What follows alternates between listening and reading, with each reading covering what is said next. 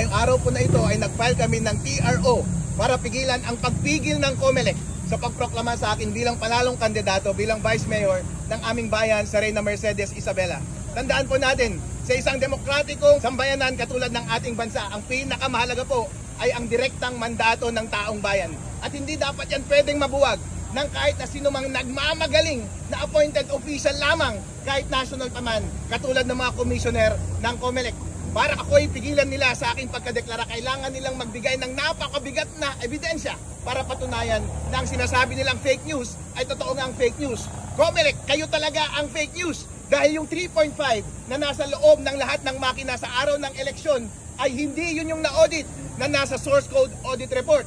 At kayo din ang fake news dahil yung mga pinapadali ninyong data mula sa automated counting machines ay dumadaan pala sa intermediary server. Pinapakialaman ninyo para posible para sa inyo na dayain ang resulta ng eleksyon.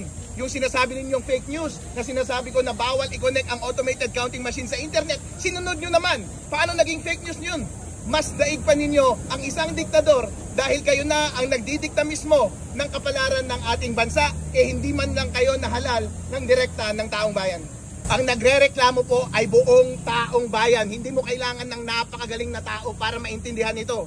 Ang audited source code ay 3.4, may sariling hash. Ang nakalagay doon sa makina ay version 3.5, may sariling hash. Ang tanong, magkapareho ba yung 3.4 at 3.5? Hindi po magkapareho. Posible ba na nagtanim ng daya doon sa 3.5? Posible. Malalaman ba natin yon? Hindi, dahil hindi yon yung na-audit. Ang tanging paraan lamang para ma-rectify ng COMELEC ang pagkakamaling ito ay i-open source nila yung 3.5 at tayo mismo ang makakita kung anong kalokohan ang ginawa nila doon sa software na yon. Maraming pagkukulang ang COMELEC sa kanilang pag-govern ng ating election process na ito. Una, sa software, hindi tamang software ang nilagay nila doon sa makina. Therefore, posible ang daya. Wala tayong confidence doon sa integrity ng resulta ng eleksyon. Pangalawa, doon sa transmission, hindi nila diniretso sa mga transparency server yung mga lumalabas na data mula sa automated counting machine. Pinapadaan muna nila sa data center 3, posibleng may ma-manipulate na data doon, posibleng manipulated na yung mga data na lumabas sa COMELEC server at sa mga transparency server. Kapag merong mga malalaking doubts pagdating sa software mismo at pagdating sa transmission, meron ba tayong confidence doon sa resulta ng eleksyon? Wala. Kahit ako ay nanalo, sinasabi ko sa inyo, itong lahat ng sinasabi ko ngayon ay naninindigan ako para sa susunod na eleksyon, hindi na mangyari ang ganitong garapalang pandaraya. Ang prayer ko sa Supreme Court ay pigilan ang COMELEC sa pagpigil nila sa aking pagkaproklama bilang banalong Vice Mayor sa aming bayan ng Reyna Mercedes. Marami mo pong lalabas na balita at kalokohan ang COMELEC. Nag-upload sila ng mga VPN logs at logs papunta sa mga transmission server. Marami po akong nakita doon. COMELEC, nangako kayo na hindi ninyo i-connect yung mga makina doon sa internet. Marami akong nakita doon na nag-connect doon sa mga server ng before 7 PM. Makikita nyo po yan mamaya o bukas pag-uusapan natin muli. COMELEC, as a matter of fact, kayo po mismo ang umaamin ng inyong kalokohan. Kayo ang nagpakita ng source code review report, pinakita nyo 3.4, ang nasa makina 3.5. Ikaw mismo, Chairman George Garcia, ang umamin na pinaprocess ninyo yung mga data mula sa automated counting machine bago mag-landing sa transparency server. Sabi ninyo, kino-consolidate nyo muna lahat ng data at pinapadalhin ninyo every 15 minutes. Ang sabi ng batas, dapat diretso papunta sa COMELEC server, diretso papunta sa transparency server, para nga kapag manloko ang COMELEC ng data, huli agad ng transparency server. Pero anong ginawa ninyo? Rinassess muna ninyo sa gitna para posible na ngayon na mabago yung pumunta sa transparency server. Therefore, posible na ngayon na yung mga nilabas ninyo sa inyong mga COMELEC servers ay manipulated na rin.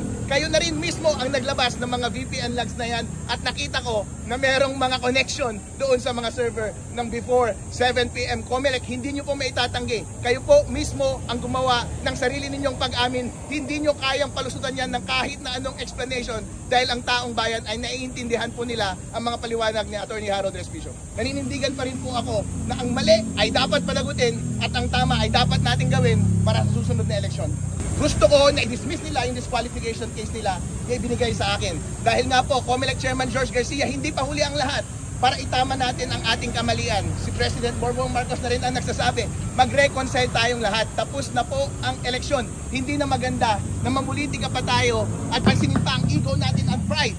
Kung nasaktan man kayo sa aking mga sinabi dati, tanggapin po ninyo. kayo po ay magpakumbaba dahil lahat naman po yan ay tama. Sinunod nyo nga rin po. Kaya hindi kayo pwedeng magsalita ng 2 beses at sabihin ninyo at the same time na fake news yung sinasabi ko. Dahil iba yung ginawa ninyo, iba yung mga inamin ninyo, at the same time kapag pinapansin ko ay sinasabi nyo nagsisinungaling ako.